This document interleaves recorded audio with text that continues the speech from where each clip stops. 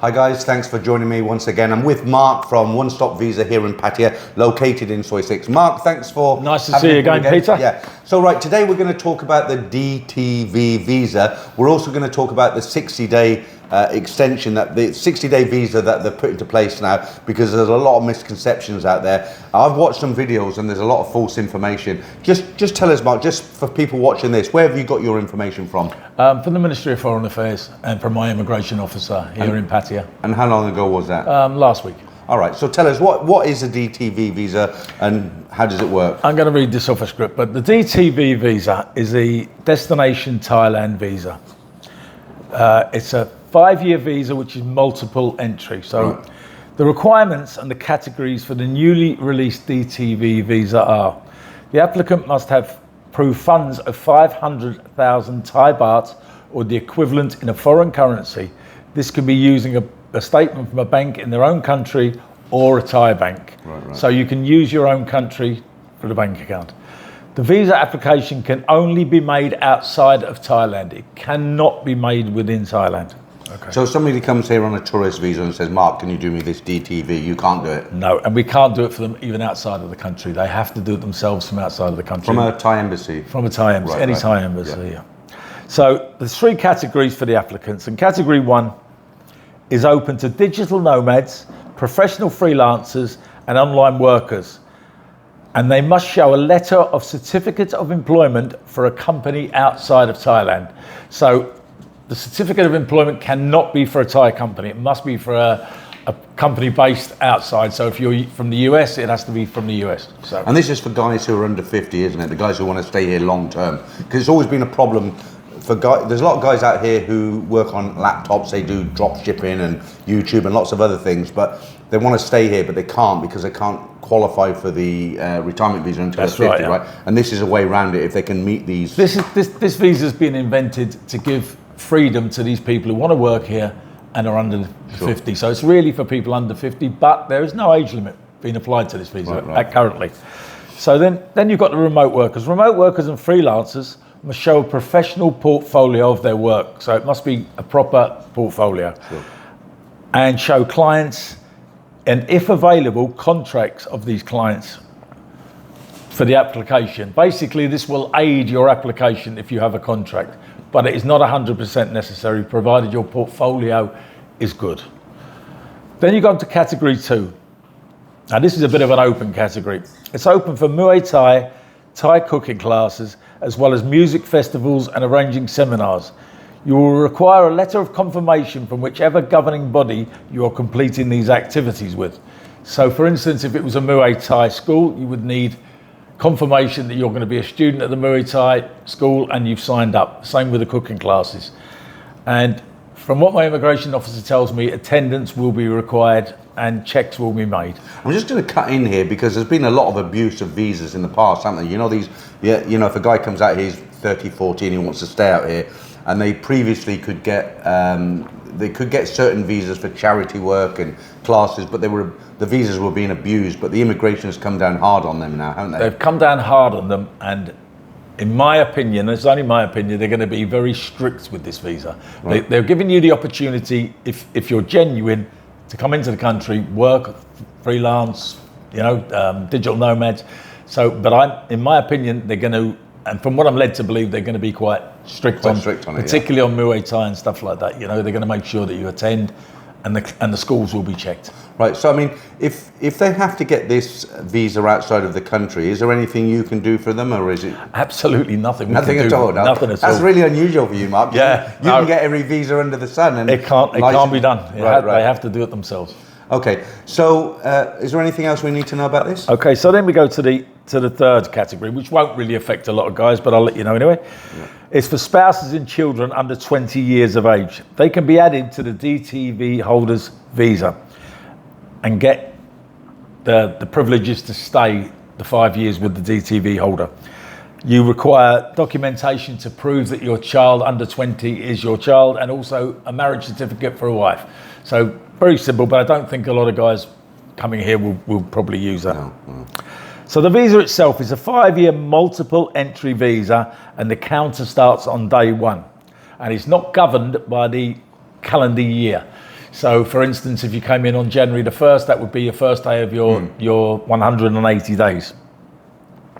The cost of the visa application is 10,000 baht, and as I've said before, can only be obtained outside the country on all the Thai government websites, official Thai government websites. I mean, this is so new, you're having to read it off, so your guy... Well, I just want to make sure, because I haven't spoken about it a lot, and just to make sure I don't make mistakes. There's no further fees attached to this visa during the 5 years unless you do a visa extension at immigration, which you can do one time per year. So you're eligible to stay up to 180 days maximum per visit. And then you're required to leave the country and just re-enter using the DTV visa, either in your passport or it can be in a A4 e-visa form. Just depends how you apply. If you leave the country and come back in, there's nothing else you need to do. They will stamp you again. Alternative, you can get extension of stay from your local immigration office. Then you don't need to leave the country, but you will need new supporting documents when you go to immigration. So my advice is to make it simple, just do a border run and you don't have to go to immigration. The immigration charge for the extension, if you do it yourself down at immigration, is 1,900 baht. So a little bit about when you enter. So you enter Thailand on 180 days. You don't necessarily stay 180 days. So say after 90 days you leave the country, maybe you go back to England or wherever, and then you come back. When you come back, you re-enter with the DTV visa, you will be given a further 180 days. There is no limit to the amount of times you can go in and out, and you will get 180 days on every re-entry. So the clock resets to 180 days. And that goes on for the 5-year visa. So very, very, very flexible. Why do you think they've brought this visa in? I mean, they're kind of getting really flexible on all these visas. Like you look at the 60-day, which we'll talk about in a bit.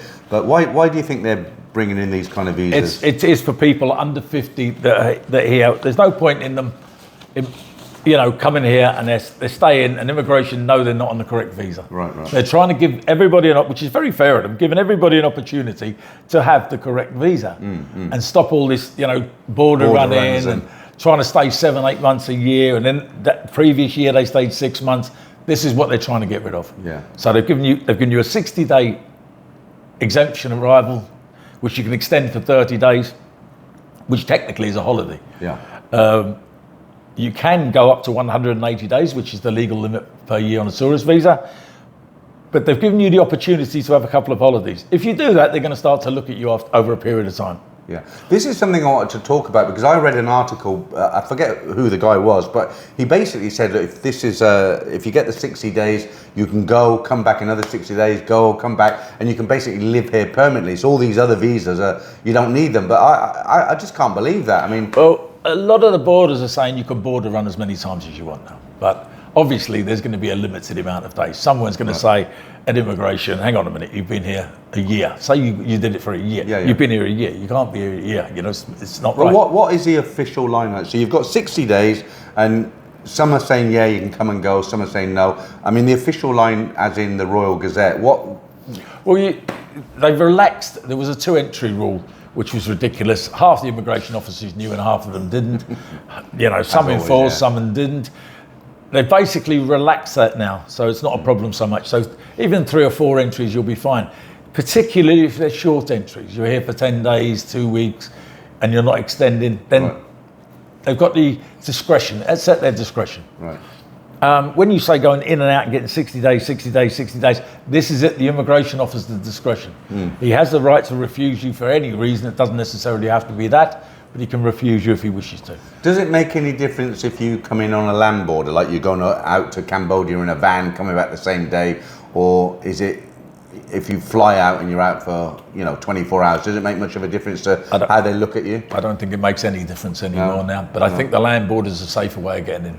Right. My immigration at the land border are very, very flexible and are letting people in more. More than at Suvarnabhumi Airport? Previously, yeah. Wow, I'm surprised at that. I believe that if you go through an airport, you're going to be much more questioned. Because it's always been the other way, hasn't it? They've been very, very strict on guys who are going in a van to Cambodia, coming back the same day.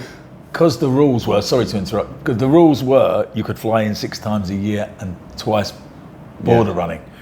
years ago, and that's the reason that everybody has that inset into their brain. Yeah. But now my immigration officer is saying to me, "No, tell them don't go. Avoid the airport if you can, because it's going to be harder at the airport. Wow. They are there to look." And with the 60 days now, as I say, they're more flexible. They're letting you in 3 and 4 entries. They're not so bad. But what they are doing is they're going back in your passport and they're looking at your previous history. They're doing that, are they? They do. Yeah. They do. I've got guys coming here. I've done letters to get them in the country when they're coming for retirement visas. I've been stopped and I've gone, "You've been here a lot," and they produce the letter, and then the immigration accept the fact they're coming here to do the correct visa, the retirement visa or whatever, work permit, whatever they're going to do. And they come in and tell me all the time. So lots of people don't see that. We see it because we get a lot of phone calls. We talk to a lot of people who walk through immigration every day. Sure. So we see more and hear more about that. But what they're doing is they're looking at people with lots of entries previously and long stays. So if you can sort of say they're giving you that DTV visa to give you that long stay. Yeah. So now they're going to start checking more. Right. And have you ever known anybody to actually come in and get stopped and they've said, "No, we're not"? Oh, yeah. Really? Yeah, I get 2 a week. Really? 2 a week? 2 a week, guaranteed. And so, I probably get 6 or 7 phone calls a week from Bangkok Airport, from customers or somebody who's seen me on Discord or something like that, saying, "Can you help me?" And occasionally we can help them. If it's something like they don't have a forward onward flight, they'll let us book a flight sometimes for them and email it to them and get them in. But, oh yeah, I've seen plenty. So when people get stopped at the airport and they call you, how do you help them overcome, do you manage to actually get them in, or? It's things like if they haven't got a forward onward flight, they've got the proof of funds, they've got the hotel accommodation, but they've not got a forward onward flight because they're staying 3 months and they're thinking to do a 60-day exemption and a 30-day. So they book their flight for 90 days. Immigration want to see a flight within the 60 days if they ask. Right. So that they can sort of step back from the immigration, ring me, the immigration officer will let them do this sometimes. Just depends on the officer again. And they'll ring me and say, "Can you book me a flight?" And I can help them in that way. And once the flight's booked, the immigration will let them come in, depending on their attitude, of course. Right. Because like you always say, it depends on the immigration officer. It's not written in No, he can refuse you for whatever reason he wants to refuse you. Yeah. I recently had somebody refused for it being improperly dressed. No, you're joking. No, a lady came up in a pair of shorts, very short shorts, and a sleeveless top, and she was refused entry. Yeah. Did she get in the end, or no? not? She didn't. They turned her around because because she had very bad attitude. Yeah. It's the attitude, isn't she it? could have gone away, changed, and been a bit more respectful to the officer and got in, but they turned her back. And she was sent back to Dublin. Wow, unbelievable. So while we're talking about visas, the other thing I wanted to ask you was about the retirement visa, because a lot of people leave comments on my channel and they say, "Don't you have to have insurance to have a retirement visa?" And you don't, right? When I got my first visa from you, my retirement visa, I didn't have any health insurance, but I was still able to get the retirement visa. What's the deal on that? If you apply for the retirement visa outside of Thailand in your own country, it's called an OA. To apply outside the country, you will require mandatory insurance. So that's just one of them things. You require that. And actually now you have to buy a policy here sometimes. The immigration make you buy a second small policy. So that's if you go to the Thai embassy in London, for instance. If you go, and do it outside the country. If you come to Thailand directly and do it from within Thailand, there is no mandatory insurance. So obviously, we advise that you take insurance, but at the cover you want for whatever cover you need. But there's no mandatory insurance. So it's totally to yourself, up to because yourself. I don't have any health insurance because they won't insure me for pre-existing conditions. They will insure me. I've never been refused, but they won't, any meds I'm on, they won't insure me for those sort of things. So I've just self-insured and put money in the bank, but they've never said to me here, you have to have insurance. No, not if it's done within Thailand. Right. And it's much easier to do it from in Thailand. So if a guy wants to retire here, he doesn't really know about the visas, and he's thinking, "Oh, shall I get it in my own country? Shall I come there on a tourist visa?" What's the easiest way if he doesn't want to? I mean, most people want to get insurance, but if they're like me and they can't get insurance because of whatever, what would you advise for guys who want to come out here and retire? Is it better to come out on a tourist visa than come and see you, or? Yeah, just arrive on a 60-day exemption on arrival.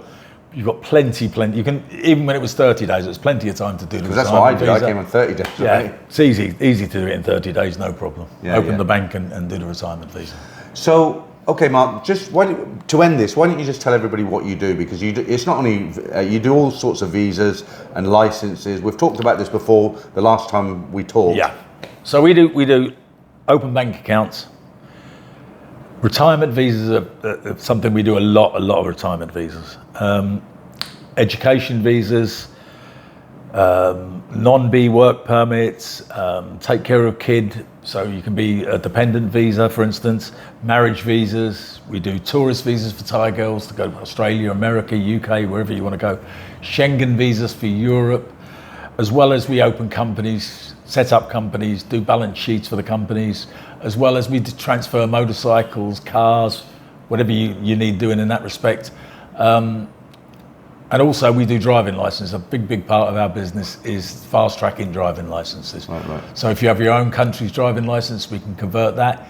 If you don't have a driving license, we can also put you through a very simple process at the school to help you get through. So a lot of guys say to me, you recommend Mark, you must be getting backhanders, a little bit of cash on the side. And I'm really not getting anything from Mark. But no, actually, in all seriousness, I've had everything done here. I had initially I came out here, I had a retirement visa. I've got a driving license for a car. I've got a driving license for a motorcycle, which Mark did for me. Also, I bought a car and I bought a motorcycle, and initially they weren't in my names. I was just driving them.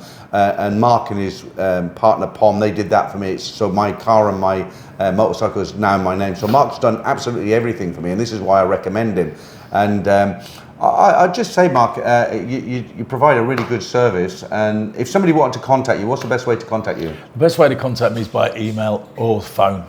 I'll try and I'll put which is the best way. Right. I'll put the link in the description how you can contact Mark. Facebook page, I believe, right? Facebook page. Yeah. Right. Okay, Mark. As always, it's been a pleasure. Thanks very much. Lovely to see you again, Peter. Yeah, thank you very much. And guys, honestly, if you're coming here to retire or you want this new DTV visa, whatever it is, come and see Mark, and he'll sort you out. Highly recommended by myself. He's done all my visas, driving licenses, change of car, change of motorbike, the whole lot. And as I say, highly recommended. Just one more thing. One of your customers does videos with you, Peter, Thai Legal. Right. We offer a discount to all the Thai Legal members. I must remember to say that today. Yeah. And Thai Legal Protection, I'll put a link in the description to this video as well. If you rent a condo and the agreement's in Thai, or you find yourself in Lumpini police station at 3 o'clock in the morning because you've had a bit too much to drink and you've been a bit silly, they can help you out. They have Thai lawyers, and they do all sorts of things. Very cheap membership. Again, I don't get any backhanders from Pete. I'm just recommending them because they're a great company and they can help you out here. And there's no kind of fixed contract or anything not like that. at all. No. And like I say, you get a discount on all of our services if you're a member. If you're a member, yeah, you've got to be a member, yeah. And there's no kind of what's the word I'm looking for? You don't have to be a member for like 6 months, a year. No. If you stay for 6 months, keep the membership for 6 months. You can cancel it when you come back. You can reignite it basically. Yeah. What a lot of guys do, especially if they're coming out here on vacation, they'll come out for a couple of weeks. They'll take out the membership. I think it's from memory. It's about 800 baht, 799. 795 baht. Yeah. 800. 800 baht. Yeah. What they'll do, they'll take out the membership. They'll come out here for 2 or 3 weeks, and then when they go back, they cancel it, and then they come out here and they, as you put it, reignite it again, and that covers them. It's a really good service actually, because if you're out here and you get in trouble, you don't know anybody, you can't get any help. But once you're with Thai Legal Protection, then you can give them a phone call. They can help you out of any situation. That's correct, yeah. Thank you very much again. You're welcome. Nice to see you again, Peter. Yeah. Thank you very much. Okay guys, thanks for watching again. I hope this video's been helpful. I hope you got a lot of information from it. No doubt I'll meet Mark again. We'll do more interviews like this in the future because they're always changing the visa system. But for now, thanks again, and I'll catch up with you real soon.